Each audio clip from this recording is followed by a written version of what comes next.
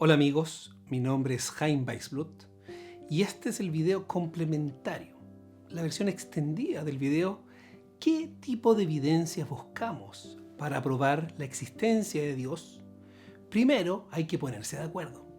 En este episodio seguimos profundizando sobre la idea de qué tipo de pruebas o evidencias estamos buscando para poder determinar racionalmente la existencia de Dios.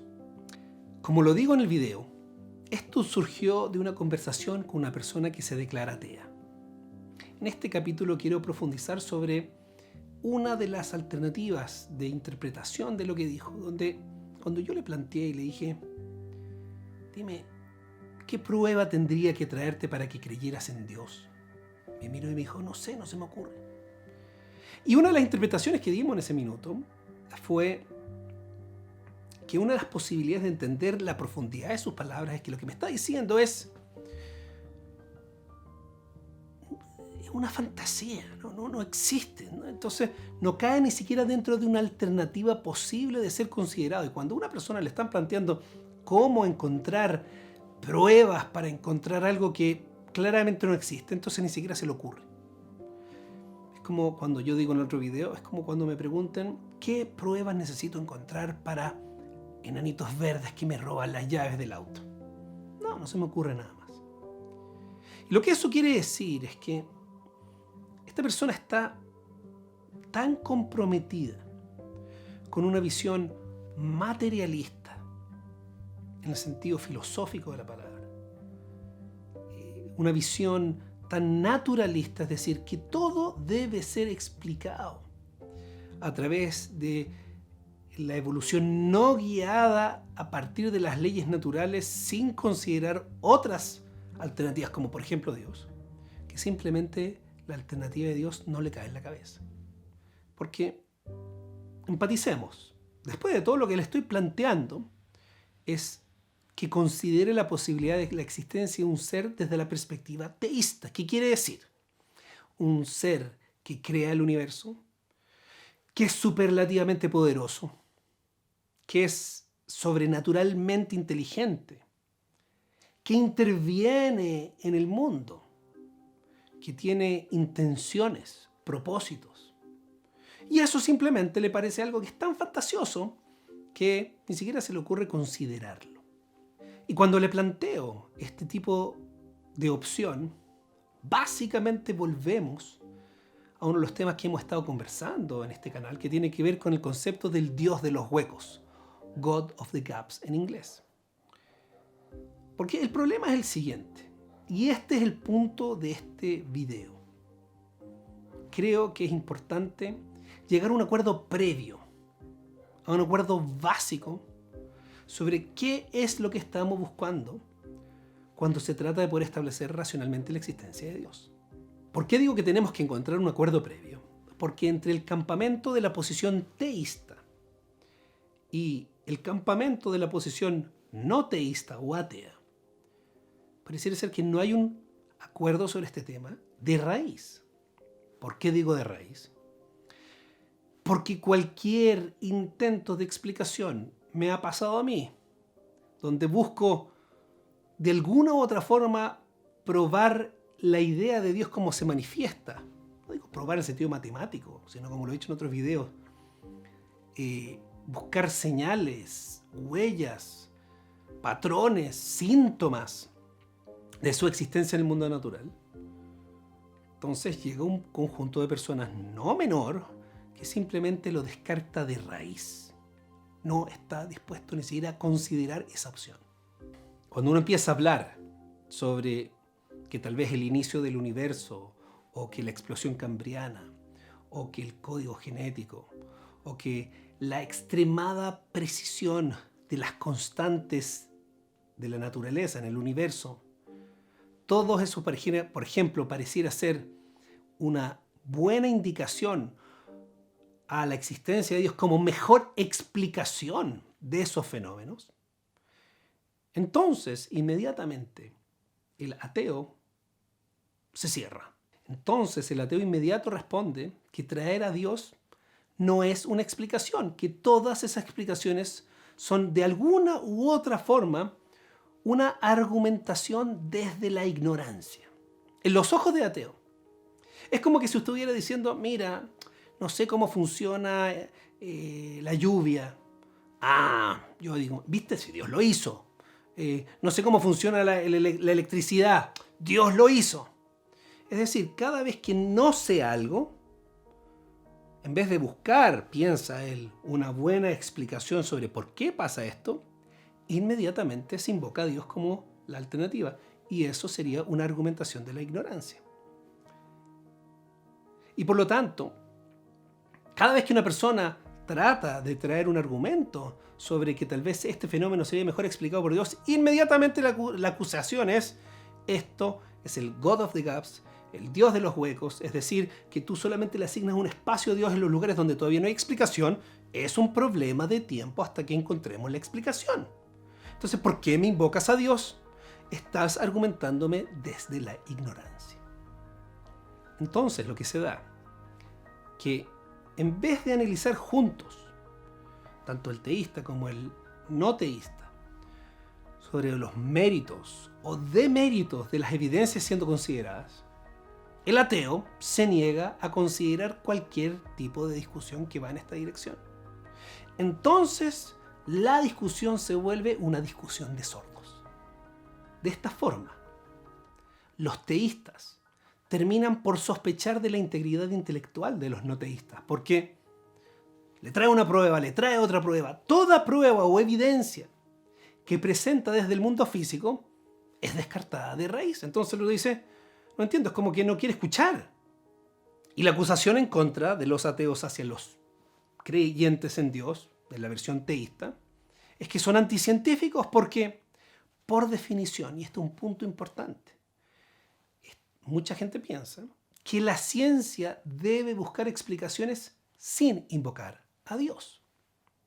Ahora bien, esta idea de que la ciencia no puede invocar a Dios en ningún momento de la discusión, creo que en verdad, si una persona lo considera estrictamente, no tiene un verdadero sustento filosófico por la ciencia misma. De hecho, el entendimiento clásico, por así decirse, de los que gatillaron la revolución científica, como Newton, Galileo Galilei, Kepler, Copérnico. Y de hecho, sin ir más lejos, si consideramos que la estadística es que el 65% de los premios Nobel entre el año 1900 y el año 2000 eran teístas, es decir, esta concepción que estamos hablando,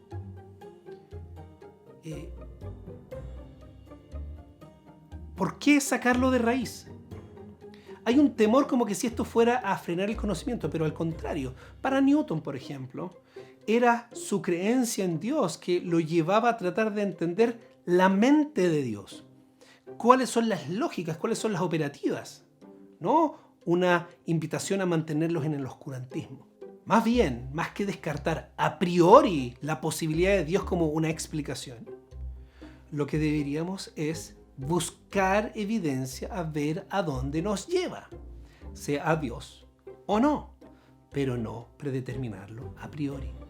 El filósofo norteamericano Alvin Plantinga presenta la posición esta naturalista que solamente acepta única y exclusivamente explicaciones materialistas, donde están sesgados y cerrados y donde plantean que la explicación naturalista es la única opción posible. Aquí está un mundo asombrosamente intrincado con su enorme diversidad y aparente diseño, pero desde la perspectiva naturalista, es decir, que solo mecanismos estrictamente naturales materialistas, la única forma en que podría haber sucedido es mediante una evolución materialista no guiada. Y por lo tanto, debe haber sucedido de esa manera.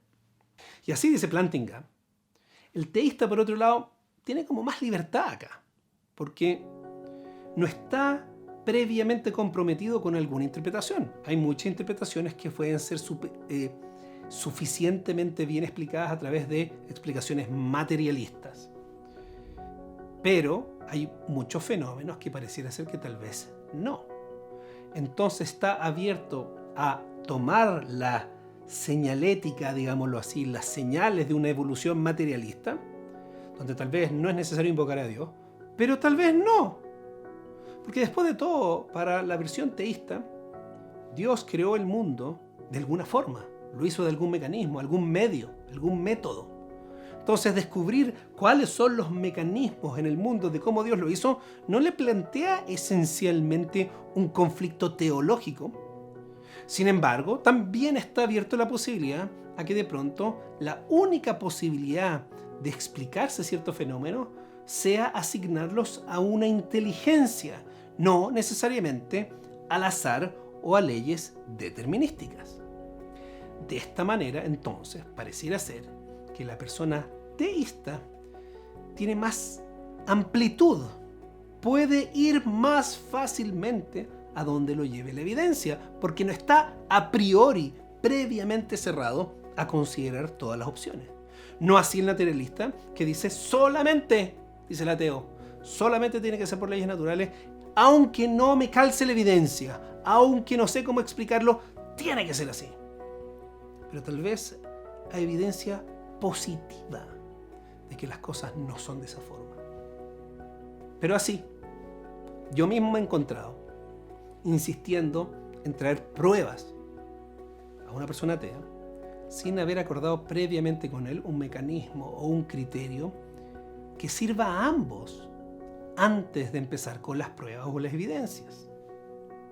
Resulta más fructífero si hubiese una conversación previa donde uno le pregunta, escúchame, ¿te interesaría honestamente ver si hay algún criterio razonable para los dos que podamos acordar previamente, antes de salir con las pruebas, que ya estamos sesgados? Acordemos antes qué tipo de pruebas serían necesarias y razonables para ambos.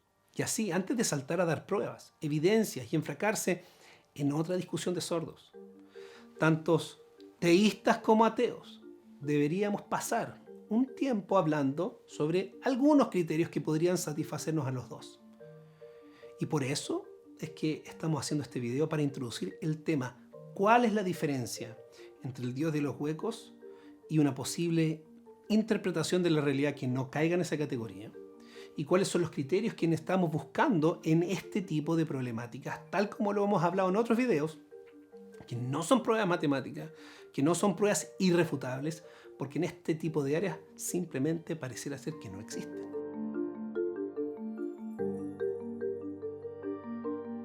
Para enfrentarnos a este tema, tenemos un filósofo de gran renombre, Peter Lipton, en el tema de la filosofía de las ciencias, que falleció lamentablemente no en su tiempo, digámoslo así, joven, donde él presentó una obra donde se dedicó a buscar un sustento filosófico más riguroso, a métodos de argumentación científica que son diferentes a los propiamente, como hemos hablado, deductivos, predictivos o matemáticos, lo que estamos buscando en este tipo de temas. De hecho, démonos cuenta que este tipo de mecanismos son centrales para uno de los argumentos materialistas utilizados principalmente, que tiene que ver en torno a la teoría de la evolución neodarwiniana, que es un sistema de ver hacia el pasado, tratar de reconstruir la mejor explicación, y por lo tanto Lipton lo llamó, el sistema se llama inferencia a la mejor explicación. Inference to the best explanation en inglés. En su libro, Lipton mostró que a los científicos a menudo les interesa evaluar inferencias o hipótesis, dos hipótesis, por ejemplo, que se encuentran en competencia para hacer la mejor explicación, más concentrado en su poder explicativo. Cuando digo poder explicativo, es para diferenciarlo, por ejemplo, de su poder predictivo. Muchas veces la ciencia se basa en cómo es capaz de predecir hacia el futuro ciertos fenómenos. Pero cuando estamos hablando hacia el pasado, entonces muchas veces tenemos que ser capaces de ver, identificar qué explica mejor un fenómeno que tenemos frente a nosotros ahora, qué lo trajo hasta esta situación, y por lo tanto estamos buscando poder explicativo.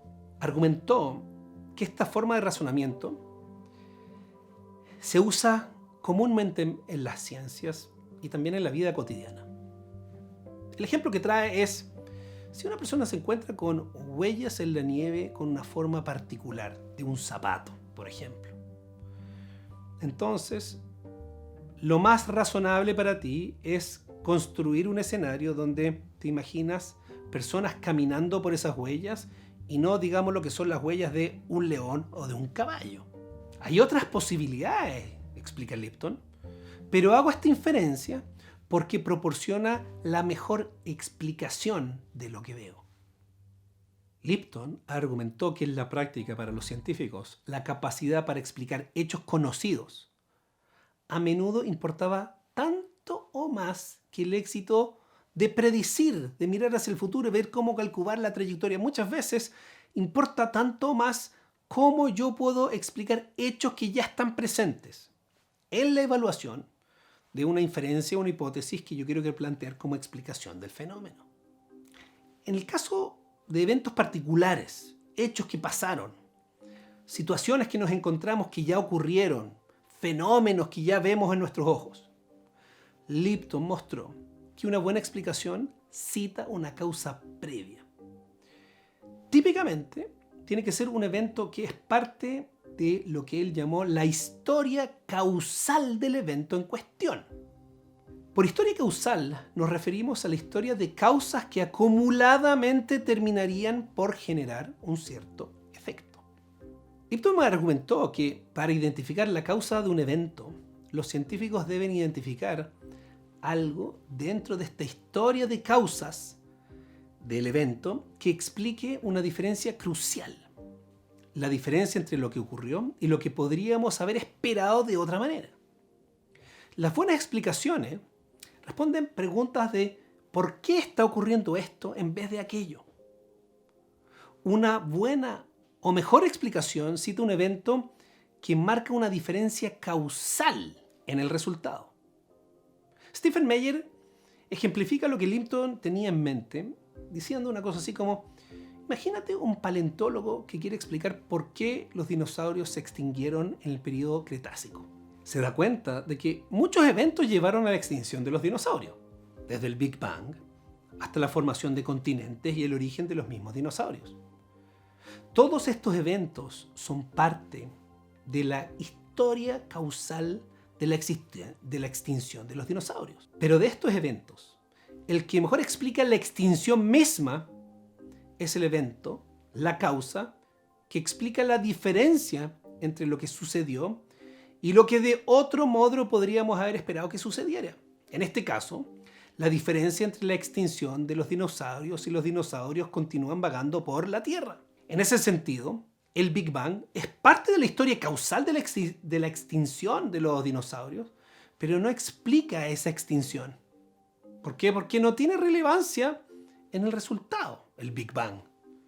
Ya sea que los dinosaurios hubiesen continuado viviendo, o sea que hubiesen extinguido, el Big Bang aún habría sido parte de la historia causal de la existencia y la extinción de los dinosaurios, hayan vivido o no.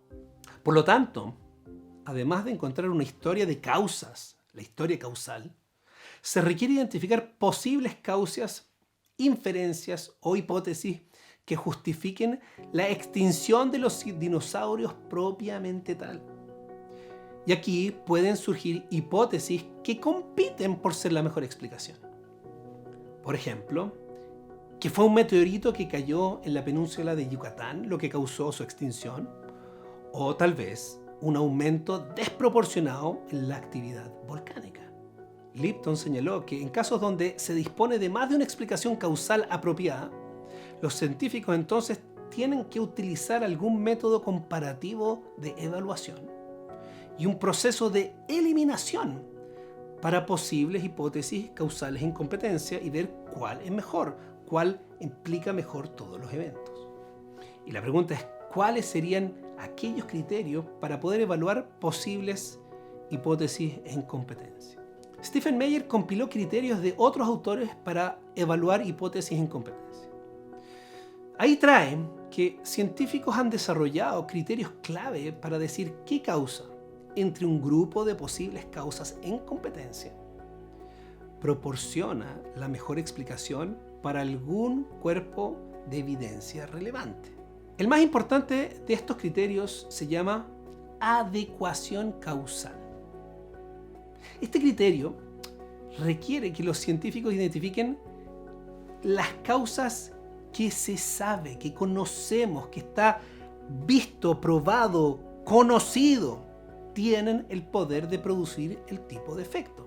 Eso es lo que se llama adecuación causal. Al hacer estas determinaciones, los científicos evalúan hipótesis contra su conocimiento actual de causa y efecto.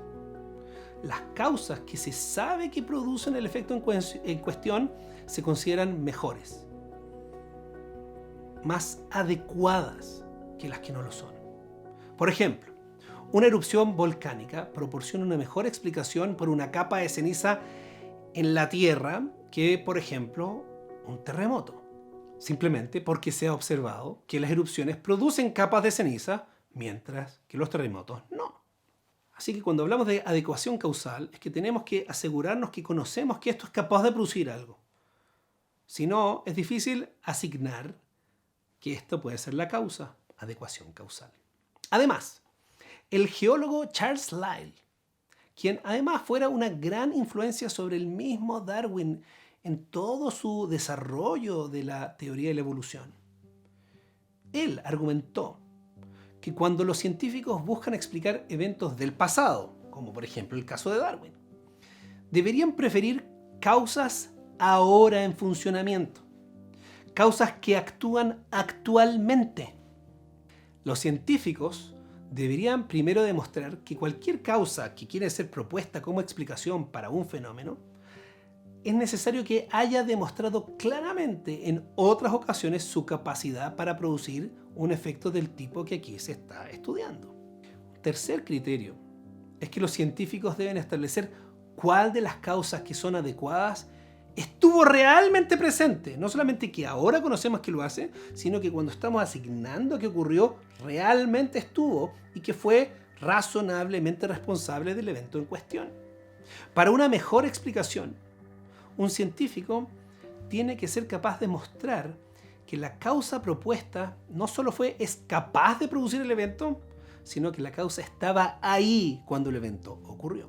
Un ejemplo para mostrar este fenómeno ocurrió con los famosos experimentos de Stanley Miller desarrollados en la década de los años 1950, donde sus experimentos daban la impresión de que podían ser un buen inicio de explicación de cómo surgió la vida, el origen de la vida acá en la Tierra, donde bajo ciertas condiciones relativamente simples, en los experimentos con condiciones naturales y electricidad, etc., se producían aminoácidos con estos ingredientes que, siendo que los aminoácidos son las estructuras básicas de las proteínas, de la estructura de las proteínas, por lo tanto, si veíamos que por condiciones simples se podía producir estas proteínas, qué mejor indicación a un desarrollo naturalista de las proteínas en el origen de la vida en la Tierra.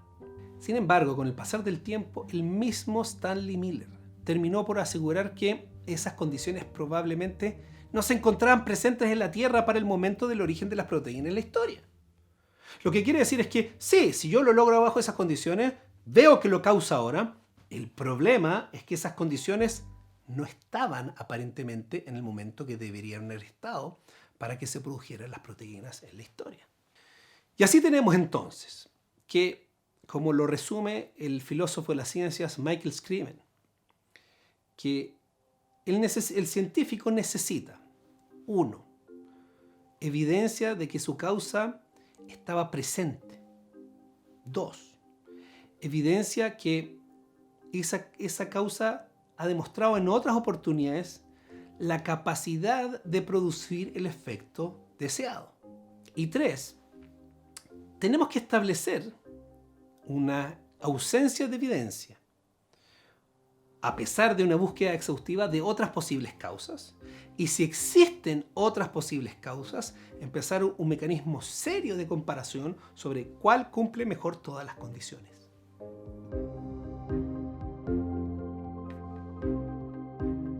Una vez que hemos presentado la idea básica de esto que presentó Lipton, la inferencia, la mejor explicación, con todas estas consideraciones, ahora hemos llegado al momento de aplicar esta idea a las discusiones entre ateos y teístas antes de caer en discusiones de sordos.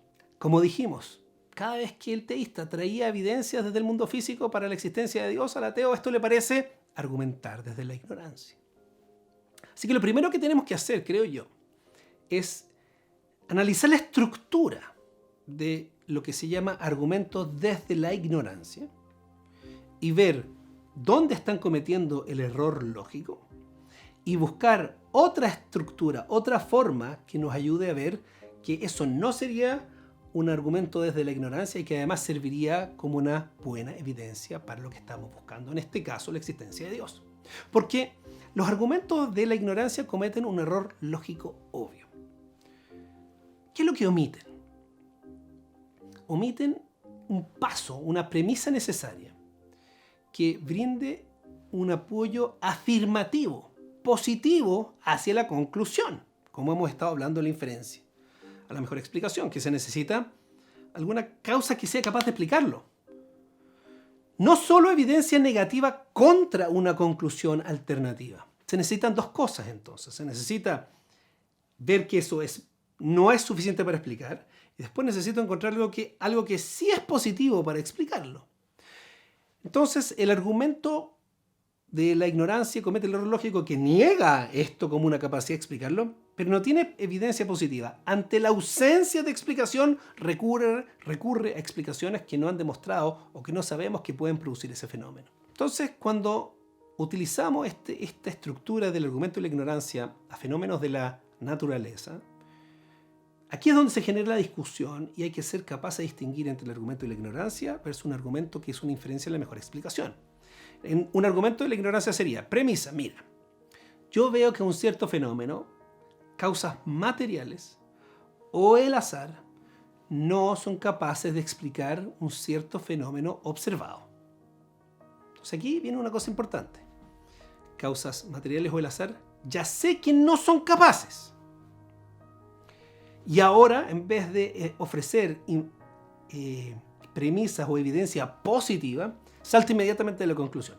Por lo tanto, tiene que ser que Dios produjo tal fenómeno. Pasamos de no puede a inmediatamente Dios lo produjo. Ese sería un argumento desde la ignorancia. Pero ahora, introduzcamos lo que hemos analizado de lo que es la inferencia a la mejor explicación de Lipton. Y ahí tenemos que construir entonces la estructura lógica que sí es la positiva y es la adecuada. Primera premisa. A pesar de una búsqueda exhaustiva, no se han descubierto causas materiales capaces de producir un cierto fenómeno, ni tampoco el azar, ni leyes de la naturaleza, ni el azar, ni una combinación de ellas. Por ejemplo, tengo el periódico que me llega el domingo en la mañana. Las noticias y las ideas que están escritas en el periódico no pueden ser simplemente explicadas por las leyes del azar o la naturaleza. Yo por la naturaleza puedo explicar la tinta, puedo explicar la estructura del papel, etc., pero no puedo explicar la información que está escrito en el periódico. Premisa número 2. Es decir, azar no fue capaz. Vamos ahora a la evidencia positiva. Causas inteligentes, es decir, agentes inteligentes, dígase, periodistas, han demostrado el poder de producir el fenómeno y son causas que están presentes en la actualidad. No estoy hablando de un fantasma o algo desconocido. Periodista escribe noticias, el viento no escribe noticias. O para decirlo de una manera más formal, el criterio que involucra la idea de la inferencia, la mejor explicación, que es distinto de un argumento de la ignorancia, tiene la siguiente forma. Premisa 1. Las causas de A, B hasta la X no producen la evidencia E. Premisa 2. La causa Y puede producir y produce en la actualidad un fenómeno E. Conclusión. Y explica la existencia del fenómeno E mejor que las explicaciones A, B hasta la X. Como ves, esta estructura no sigue la argumentación desde la ignorancia diciendo no tengo una explicación del fenómeno E, por lo tanto X tiene que ser la explicación. Por el contrario, utilizando la idea de inferencia la mejor explicación, la argumentación es básicamente la siguiente: A, B, C, E, etc. no explica el fenómeno E, Y es conocido y capaz de producir el fenómeno E, por lo tanto Y es la mejor explicación del fenómeno E. Si el ateo y teísta logran ponerse de acuerdo que esta estructura lógica es un buen criterio, que es razonable, que es ideológicamente neutro, entonces recién ahora pueden salir a buscar al mundo evidencias, señales, pistas, someterlas a este criterio de la inferencia a la mejor explicación. Y así, en vez de tener un diálogo de sordos, tal vez puedan seguir juntos la evidencia a donde sea que ésta los conduzca, ya sea a Dios o no. Quiero hacer notar que hasta este momento, en este canal, no he presentado evidencias para la existencia de Dios. Me ha parecido importante primero establecer algunas bases, algunos criterios, antes de cometer el error que ya hice en otras oportunidades en mi vida: saltar a presentar evidencias y entrar en un diálogo de sordos. He querido y me gustaría evitar que entremos tú y yo en este diálogo de sordos donde yo presento evidencias y tú inmediatamente las descartas de raíz sin siquiera escucharnos anteriormente sobre qué criterios. Por eso es que me pareció importante presentar sobre qué tipo de argumentaciones son las que estamos buscando para poder establecer la existencia de Dios desde un punto de vista racional. Por supuesto que todo este tipo de argumentaciones y criterios es un tema extenso y tal vez infinito. Pero creo que podemos lograr algunos videos para sentar estas bases y ponernos de acuerdo sobre qué es lo que estamos buscando. No dejes de ver los próximos capítulos donde seguiremos explorando esta idea que mucha gente tiene, lamentablemente, de que la creencia en Dios y racionalidad son dos opuestos. Esta visión, en mi opinión, está dañando la posibilidad de explorar explicaciones y elementos fundamentales de la experiencia humana y del entendimiento del mundo, que nos permitan entenderlo de una forma más profunda y que represente mejor la experiencia que todos nosotros tenemos de la realidad. Si te ha interesado lo que presento en nuestros videos, no dejes de suscribirte al canal. Y muy importante, aprieta la campanita. Eso hace que lleguen videos cuando salga un nuevo video de estos temas.